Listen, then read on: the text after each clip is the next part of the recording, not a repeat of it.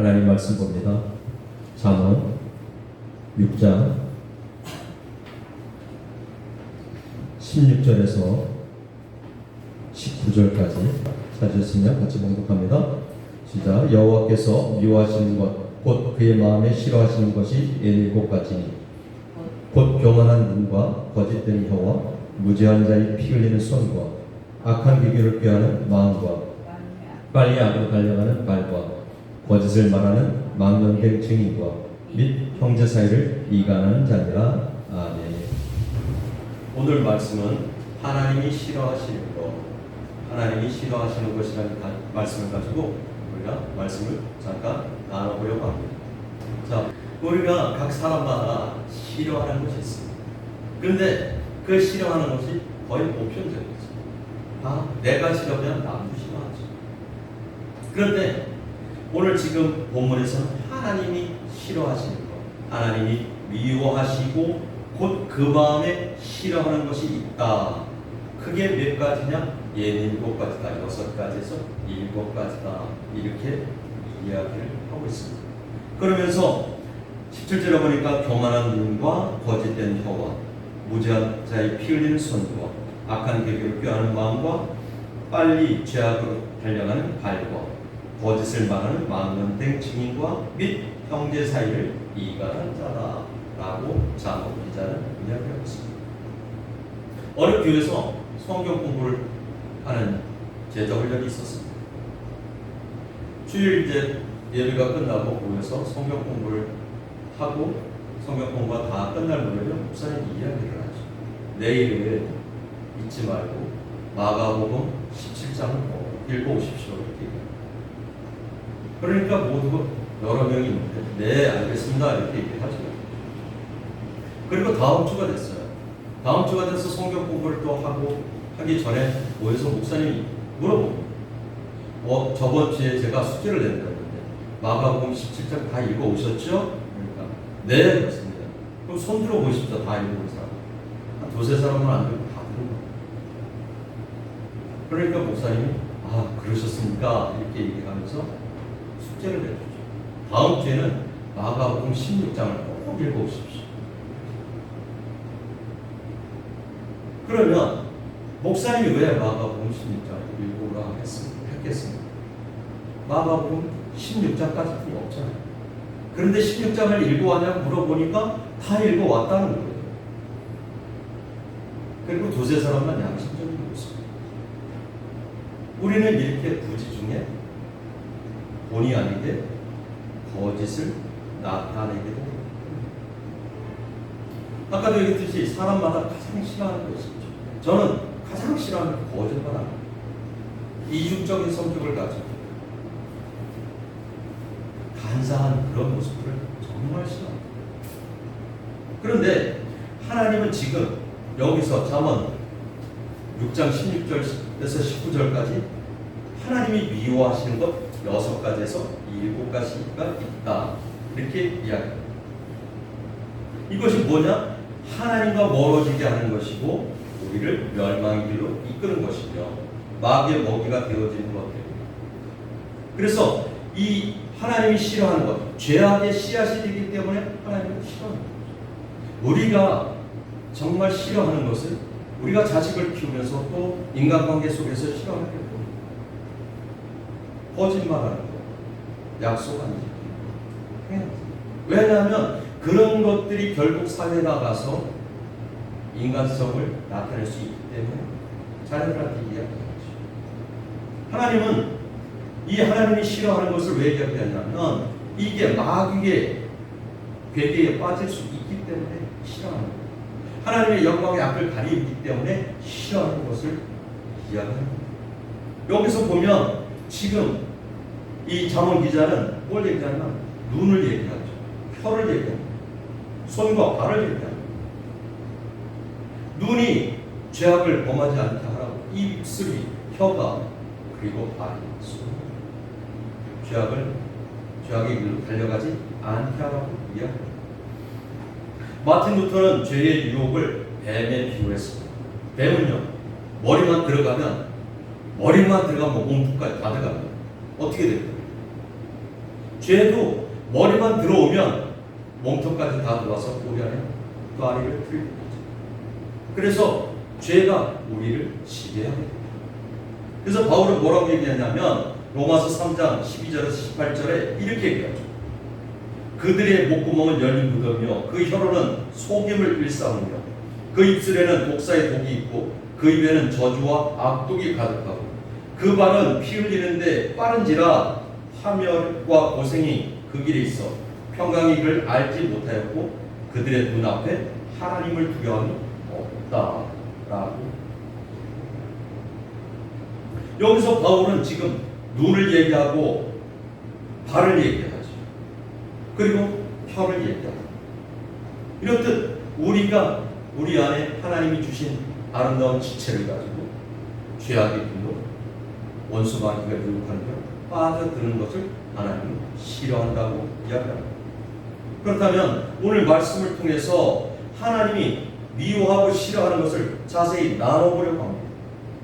첫 번째 보면 교만한 눈과 거짓된 혀와 무지한 자의 피 흘리는 손 17절에 이렇게 얘기하죠. 지금 교만한 눈을 이야기합니다.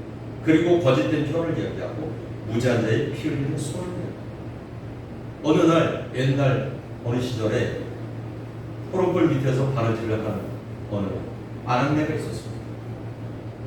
그 호롱불이 밝게 빛나고 있으니까 아낙네가 바느질을 잘하지. 그러고 있는데 호롱불이 그 아낙네한테 이야기합니다. 아주머니 왜? 제가 불을 밝혀주니까 바느질하기 좋죠? 아 그럼 좋지. 제 불빛이 태양빛보다 더 좋죠? 아 그럼 좋지. 그러니까 저한테 잘하세요. 맨날 닦고. 그럽니다. 그러고 있는데 바람이 휙 불니까 호롱불이 확 꺼져버렸죠. 그러니까 이 아낙네가 뭐라 하겠습니까? 너 잘난 체 하지 마. 바람도 하나 못 이기면서 뭘 그렇게 잘난 체하고 교만하니? 이렇게 얘기했다고. 우리의 모습은 어떠한 모습인지 한번 돌아봤으면 좋겠어요. 자신도 모르게 교만함을 나타내는 거죠. 교만은 눈을 얘기한다. 교만한 눈을 얘기하죠. 교만은 나의 나됨을 자랑하는 것이고 스스로를 높이는 것입니다. 호롱불이 나의 나됨을 자랑했죠. 스스로 자기를 높여야죠. 교만은 나의 생각과 내 뜻만을 주장하는 것이죠. 제일 중요한 교만은 은혜를 모르는 것이고 은혜를 잃어버리는 것이죠. 구원의 은혜조차도 잊어버리고 세상 속에서 하나님을 망각하며 살아가는 것이 교만. 소련의 반체제 인사 알렉산더 솔제니치는 이런 얘기를 합니다. 교만은 돼지의 비계와 같이 인간의 마음에서 자라난다고 합니다. 교만은 여러 가지 형태로 우리에게 들어오죠. 그래서 교만은 고집센 사람들에서 많이 찾아볼 수 있습니다. 그리고 교만은 거만한 사람들, 나의 나됨을 자랑하는 사람들에서 찾아볼 수 있죠. 겸손한 사람은 자신의 부족함을 먼저 생각하지만 교만한 사람은 자기의 장점을 먼저 나타내는 거죠. 교만한 사람은 다른 사람을 생각지 않고 자신만을 생각하죠. 그런데 겸손한 사람은 나를 먼저 낮추는 거예요. 하나님은 온유하고 겸손하시니 사탄은 거만하고 교만합니다. 하나님은 교만한 눈을 미워하시죠. 하나님은 겸손한 자를 높여주시고 교만한 자를 낮춰주시죠. 그래서 여기 지금 제약이 7가지가 나옵니다. 7가지 중에서 제일 먼저 이야기한 게 교만이죠. 이 교만은 모든 죄의 근본이 되기 때문에 교만을 제일 먼저 이야기합니다. 교만이 얼마나 우리한테 안 좋은 거냐면 시편 147편 6절에 이렇게 얘기해요. 여호와께서는 겸손한 자들을 붙드시고 악인들을 땅에 엎드려 트리시는도다. 야고보와 베드로는 이렇게 얘기해요. 하나님은 교만한 자를 물리치시기도 하고 대적하시기도 하되 겸손한 자에게서 은혜를 베푸시는. 그리고 두 번째 보면 하나님은 거짓된 혀를 싫어한다고 얘기합니다. 거짓된 혀는 의도적으로 진리를 왜곡하고 거짓말로 남을 속여 파멸을 이끄는 것이죠. 하나님은 진실한 분이시지만 사단은 거짓의 아비라고 합니다. 하나님은 정직한 자를 지켜주시고 거짓말하는 자를 넘어뜨리게 하시고, 그래서 레위기 19장 11절에서 12절에 보면 너희는 도둑질을 하지 말며 속이지 말며 서로 거짓말하지 말며 너희는 내 이름으로 거짓 맹세함으로 내 하나님의 이름을 욕되게 하지 말라. 나는 여호와. 하나님 분명하게 얘기하죠. 그리고 또 세 번째로 보면 하나님은 무죄한 자의 피 흘리는 손을 싫어하십니다. 하나님은 공의로우신 분이시죠. 그래서 죄 없는 자를 해치고 그 생명을 빼앗는 자를 극히 싫어하십니다. 많은 사람들이 그런 게 있죠. 나의 이익을 위해서 죄 없는 사람을 죄인이다 칭하기도 합니다. 그런 못된 사람들 하나님은 정말 싫어하죠. 출애굽기 23장 7절에 거짓 일을 멀리하며 무죄한 자와 의로운 자를 죽이지 말라. 나는 악인을 의롭다 하지 않겠노라. 자, 큰 두 번째 보면 18절 악한 계교를 꾀하는 마음과 빨리 악으로 달려가는 발이라고 해요. 우리가 잘 아는 열왕기상 21장에서 보면 아합 왕과 이세벨을 알 수가 있어요. 아합 왕이 어느 날 포도원을 보고 다른 사람이 포도를 자기가 갖고 싶은 마음이 생겼어요. 그래서 그 나봇의 포도원인데 나봇 보고 그 포도원을 팔라고 얘기하죠. 그러니까 이거는 조상 대대로 물려받은 거라 팔 수가 없습니다. 이스라엘 유대 전통이에요. 조상으로부터 내려받은 거 팔 수가 없어요. 팔 수가 없습니다. 그런데 아합은 그 포도원을 정말 갖고 싶어요. 얼마나 갖고 싶은지 알아 누웠어요. 그러니까 이세벨이 물어보죠. 당신 왜 그러십니까? 그러니까 이야기를 해요. 그러니까 이세벨이 머리를 씁니다. 그래서 제사장하고 그 다음에 또 이 공무원들 이렇게 뭐라고 얘기를 해야 되나요? 제사장들에게 얘기를 하죠.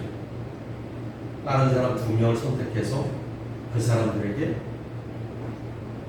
하나님을 대적했고 또 왕을 대적했다고 이야기하게 하라고 얘기하죠. 하나님과 왕을 저주했다고 증언하라는 거예요. 그러면 그 당시에는 하나님과 왕을 저주하면 죽여야 되죠. 돌에 맞아 죽죠. 그리고 나서 그 증인 2명이 이야기를 합니다. 나봇이 하나님과 왕을 저주했다. 결국은 처형합니다. 그리고 나서 그 포도원을 뺏어서 왕에게 줍니다. 이세벨은 이만큼 사악했죠. 아주 가락했습니다. 그래서 잠언 14장 17절에 악한 계교를 꾀하는 자는 미움을 받느니라. 민수기 14장 27절에 이렇게 합니다. 악한 회중에게 내가 어느 때까지 참으랴. 34절에 이 악한 회중에게 반드시 이같이 행하리니 그들이 광야에서 소멸되어 거기서 죽으리라. 왜? 지금은 뭘 얘기하냐 하면 가나안 땅에 가서 12 정탐꾼이 갔다 오고 나서 아니라고 얘기하잖아요. 열명에서 그것까지는 좋았어요. 아니라고 얘기하잖아요. 거기 우리가 절대 점령할 수 없다, 우리는 할 수 없다까지도 좋았어요. 그런데 거기서 붙었다고 해요. 모세와 아론을 죽이려고 하죠. 그러니까 그들을 향해서 하나님 악하다 얘기해요. 다 죽이려고. 이게 악한 계획입니다. 악한 마음이죠. 그래서 그 마음이 선한 대로 달려가는 게 아니라 악한 대로 달려가는 거죠. 그래서 여기서 빨리 악으로 달려가는 발 이렇게 얘기합니다. 예를 들면 주일날 주님의 몸된 전에 예배를 드리러 와야 되잖아요. 그렇죠? 그런데 어디로 가요? 세상을 즐기러 가죠. 오랜만에 비가 그쳤어요. 그러니까 주차장에 차가 별로 비는 거죠. 바리바리 싸서 손가락 주의를 한 번쯤 빠지면 이게 악으로 달려가는 길이에요. 그리고 또 악한 상상의 꾀를 미워하신다라고 얘기하죠. 하나님은 선한 분이지만 사단은 항상 남을 모함하고 해칠 계획을 세웁니다. 그러므로 악한 계획을 하는 자는 하나님의 미워하심을 받고 사단의 추종자가 된다라고 이야기를 하는 것입니다. 그리고 이제 19절, 세 번째로 19절을 보면 거짓말하는 망령된 증인과 형제 사이를 이간하는 자.